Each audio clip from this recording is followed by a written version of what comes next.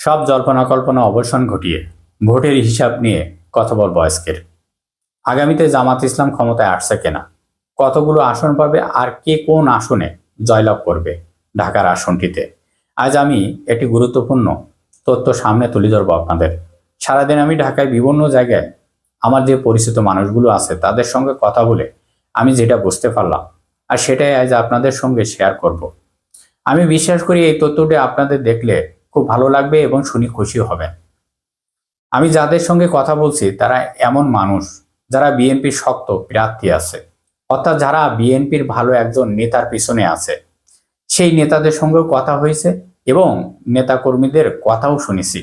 তাদের চিন্তা ভাবনা, ঢাকায় তাদের অবস্থান কেমন এবং জামাত ইসলামের অবস্থান কেমন, এইসব আজ আপনাদের সামনে বিশ্লেষণ করব। হয়তো থাম্বেল দিকে অনেকেই অনুমান করছেন বা বুঝে গেছেন, ঢাকা জামাত ইসলামের বিজয় হতে যাচ্ছে আর বিএনপির অবস্থান সংকটপূর্ণ। তবে এটাই সত্য কিনা, কেন এমন হচ্ছে, সেটার একটি জরিপে তথ্য আপনাদেরকে দেব। এই জরিপ শুনলে বিষয়টি একদম পানির মতন পরিষ্কার হয়ে যাবে। নির্বাচন কমিশনের তথ্য অনুযায়ী বাংলাদেশের মোট ভোটের সংখ্যা প্রায় 13 কোটি। এর মধ্যে 20 থেকে 40 বছর বয়সে ভোটার প্রায় 6 কোটি। এখানে একটু মনোযোগ দিয়ে শুনবেন, তাহলে হিসাব বুঝতে সহজ হয়ে যাবে। এখানে দুইটা জরিপ সামনে আসছে, একটি সৎসার, আরেকটি CRF, communication and resource foundation. এই দুটো প্রতিষ্ঠানের সর্বশেষ জরিপে যে ভয়ঙ্কর তথ্য উঠে আসছে, এই তথ্যের সঙ্গে বিএনপি যাদের সঙ্গে আমার কথা হয়েছে তাদের কথা প্রায় সব মিলে যাচ্ছে। যারা আগে আওয়ামী লীগকে ভোট দিয়েছিলেন তাদের মধ্যে প্রায় 48-50% মানুষ বিএনপিকে চায়, প্রায় 30% মানুষ জামাত ইসলামের পক্ষে ভোট দিতে চায়, আর প্রায় 5% মানুষ এনসিপিকে ভোট দিতে চায়। অন্যদিকে প্রায় 13% মানুষ অন্য অন্য দল বা জোটকে ভোট দেবে। এছাড়াও বাকি থাকে 2% মানুষ, এরা এখনো সিদ্ধান্ত নিতে পারেনি। এখন হিসাব করলে দেখা যাচ্ছে জামাত ইসলাম এবং এনসিপির ভোট মিলে প্রায় 35-36%, অর্থাৎ বিএনপির ভোটের কাছাকাছি বা কিছুটা বেশি।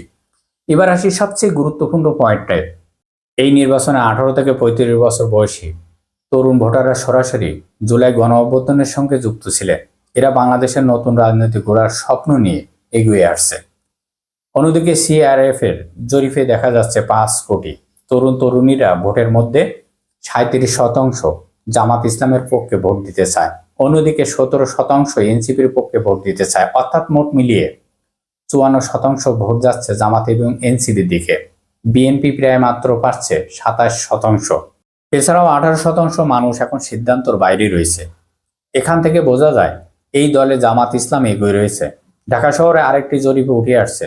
জরিপে ঢাকায় 13 আসনের মধ্যে জামাত ইসলাম এবং বিএনপির ভোট প্রায় কাছাকাছি, প্রায় 39 থেকে 34%। তবে মাঠে কিছু কিছু ভিন্ন চিত্র দেখা যাচ্ছে। অনেক মানুষ মুখে এক কথা বলছে, কিন্তু ভোট হয়তো অন্য কাউকে দেবে।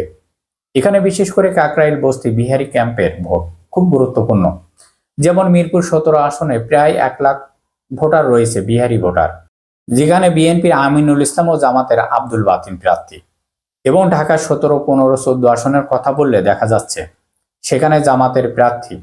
কাকরাইল বস্তির মানুষের তা জামাত ইসলামকে ভোট দেবে এবং গুলশান বনানী অভিজাত এলাকা এরা ভোট দিতে আসবে না। ভোট কেন্দ্রে জয় পরাজয় নির্ধারণ হবে কাকরাইল বস্তির ভোট দিয়ে। সুতরাং সেখানে জামাতের জোরদার রয়েছে অনেক অনেক বেশি। আরও একটি তথ্য আপনাদেরকে জানাতে চাই, ঢাকায় 13 আসনটির মধ্যে প্রায় 8 থেকে 9টি আসন জামাত ইসলামের পক্ষে যেতে পারে। মানে ঢাকায় জামাতের অবস্থান শক্তিশালী হচ্ছে দিনের পর দিন, আর বিএনপি পিছিয়ে পড়ছে এবং দেশের অন্য অন্য বিভাগেও জামাত ইসলাম প্রভাব বাড়ছে। তাই আপনাদের এখন করণীয় কি? ভোট কেন্দ্রগুলোকে ভালোভাবে পাহারা দিতে হবে, নির্বাচনের দিন পর্যন্ত সতর্ক থাকতে হবে। ভোট সুষ্ঠু হলে জয় জামাত ইসলামের নিশ্চিত।